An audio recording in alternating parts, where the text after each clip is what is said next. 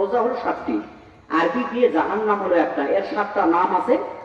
আমি সেদিকে আলোচনা যাচ্ছি না, সময় আমি দীর্ঘ করবো না, সেজন্য তাড়াতাড়ি করে বলতেছি। কথা কি বুঝলেন? তো জাহান্নামের সংখ্যা কয়টা? 7টা। আর জান্নাতের সংখ্যা কয়টা? 8টা। আল্লাহ তাআলা বলেন জাহান্নামের যে 7টা দরজা আছে, 7টা স্তর আছে, সূরা ফাতিহার মধ্যে 7টা আয়াত আছে। সুবহানাল্লাহ বলেন। কোন ব্যক্তি যদি নিজের জীবনে সূরাতুল ফাতিহার এই 7 আয়াত যদি বাস্তবায়ন করতে পারে, এ ভাই, এই এলাকার মধ্যে অনেক আলেম ওলামা আছেন এবং এলাকার মধ্যে সবচেয়ে আমাদের এই দক্ষিণবঙ্গের সবচেয়ে বড় মাদ্রাসা পাশে আছেন। আমার একটা ছোটবেলা থেকে আমার একটা অভ্যাস আছে, কারো বক্তব্য শুনে এমনিতে নকল করে আমি করি না। আমার যেমন সুর সেই সুর দিয়ে আমি কথা বলার চেষ্টা করি, কারো সুরও আমি কপি করি না। কথা কি বুঝলেন? এজন্যে আমার নবী বলেছেন এই সূরা ফাতিহার এই 7 আয়াত যদি কেউ জীবনে বাস্তবায়ন করতে পারে, আমার আল্লাহ তাআলা ওই ব্যক্তির জন্য জাহান্নামের 7টি দরজা বন্ধ করে দিবেন। বলেন সুবহানাল্লাহ। ভাইরা আমার, মায়েরা আমার, জাহান্নামের যদি 7টি দরজা বন্ধ হয়ে যায়, তাহলে ওই ব্যক্তির জন্য জান্নাতের দরজা খোলা হবে। সুবহানাল্লাহ। জান্নাতের দরজা কয়টা? জান্নাত কয়টি? সবাই বলেন। আর যে আয়াতটি আমি তেলাওয়াত করেছি সূরাতুত তাওবার 112 নম্বর আয়াত, এই আয়াতে আল্লাহ তাআলা মুমিনের গুণ দিয়েছেন 8টি। কয়টি? এই 8 গুণ যদি কারো ভিতরে থাকে, আমার নবী বলেছেন জান্নাতের 8টি দরজা আল্লাহ তার জন্য খুলে দিবেন। বলেন সুবহানাল্লাহ। নবীজি বলেন ওই জাহান্নামের আগুন একদিন 2 দিন নয়, বরং 1000 2000 বছর নয়। ও মায়েরা, একটু আমার দিকে এদিকে তাকান, একটু তাকান, গল্প করিয়েন না, এই গল্প করিয়েন না, এদিকে তাকান। আমার নবী বলেছেন ওই জাহান্নামের আগুন একদিন 2 দিন নয়, 1 বছর 2 বছর নয়, বরং 3000 বছর পর্যন্ত আমার আল্লাহ তাআলা ওই আগুনটারে জ্বালাইছেন। বলেন নাউজুবিল্লাহ। এ ভাই, 3000 বছর পর্যন্ত জাহান্নামের আগুন থেকে জ্বালানোর পরে ওই আমাবস্যা রাতের মতো অন্ধকার কালো জাহান্নামের আগুনটা হয়ে গেছে।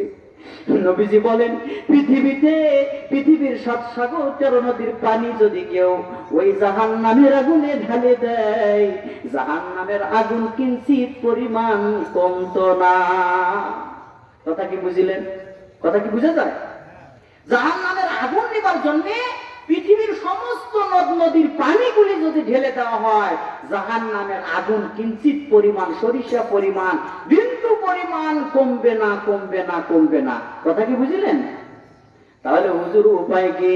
আমার নবী বলেন কিন্তু মুমিনাত বান্দা বান্দিরা যদি গভীর রজনীতে ঘুমের বিছানাটা ত্যাগ করে সুন্দর স্ত্রীকে পাশে রেখে গভীর রজনীতে এই শীতের কনকনা রাতে পৃথিবীটা যখন ঘুমিয়ে যায়, সে সময় যদি উঠে সুন্দর করে ওযু করে আল্লাহর সামনে দণ্ডায়মান হয়ে যায়, 2 রাকাত 4 রাকাত নামাজ আদায় করে, আর যদি কান্নাকাটি শুরু করে দেয়, ও মালিক ইয়া রহমান, বলেন ইয়া রহমান ইয়া রহিম, বলেন না, এটা আল্লাহর নাম, বলেন ইয়া রহিম, সবাই বলেন না, বলেন।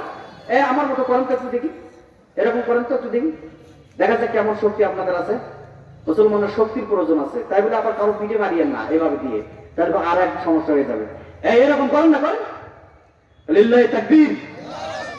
একটু তাকবীর দিবে না যারা ওই জিলাপির দোকানে আছে, ওরা বুঝবে যে ঠিকই ওখানে মানুষ আছে। অনেকে হয়তো ওখানে ভাবতেছে লোক আছে না নাই, ওই হুজুর কানা হাফেজের মতো ওয়াজ করতেছে। ওই ওয়াজ শুনছিলাম হুজুরের মুখে আর কি, হুজুর তো মানে অন্ধ মানুষ, তোকে কম দেখতে পায় আর কি, তো কানে হাত দিয়ে খুব সুর করে ওয়াজ করতেছে, চোখ মিলে থাকে, কেউ নেই, বাপরে বাপ। ওই এখানে মাই খালা বসে আছে হুজুরের সামনে একজন, বাবা তোমরা তো আল্লাহর ওলি বাবা, কেউ নাই, তোমরা আছো। এখন ওরা বলে যে হুজুর, ও হুজুর, আমরাও থাকতাম না হুজুর, আমরাও থাকতাম না, আমরা আল্লাহর ওলি না, আমরা হচ্ছি মাই কলা, আমরা হলো মাই কলা হুজুর, আপনার মাইক ছাড়েন না আর আমরা যাইতে পারি না। কি বুঝলেন? দূর থেকে ওরা বুঝুক যে আসবে এরকম নয়, লোক এখানে আছে। একটু সকলে বলেন তো লিল্লাহি তাকবীর, আরো জোরে, জোর হলো না? আর সামনে নির্বাচন আসতেছে, সবাই বলতেছে তাড়াতাড়ি করে নির্বাচন দেওয়া হোক। আবার পত্রিকাতে দেখলাম, হ্যাঁ, সেখানে লেখছে যে আগামী বছরে নির্বাচনের জন্য প্রস্তুতি নেওয়া হচ্ছে বা হতে পারে। কথা কি বুঝলেন? এই জন্য প্রস্তুতি নিতে হবে, এবার তাকবীর হবে। কারণ গত এই 15 বছর তো তাকবীর দিতে পারেন নাই, বিজয়ের মিছিলও কেউ দিতে পারে নাই, ও আওয়ামী লীগ করেও দিতে পারে নাই, ঠিক না? দিয়েছো নাকি? দেয়নি কিন্তু। তাহলে একটু একটু অভ্যাসটা করে নেই, বলেন তো লিল্লাহি তাকবীর, আরো জোরে, জোর হলো না? ঠিক আছে, আপনাদেরকেও মাঝে মাঝে একটু খাটে দেবো, কি বুঝলেন?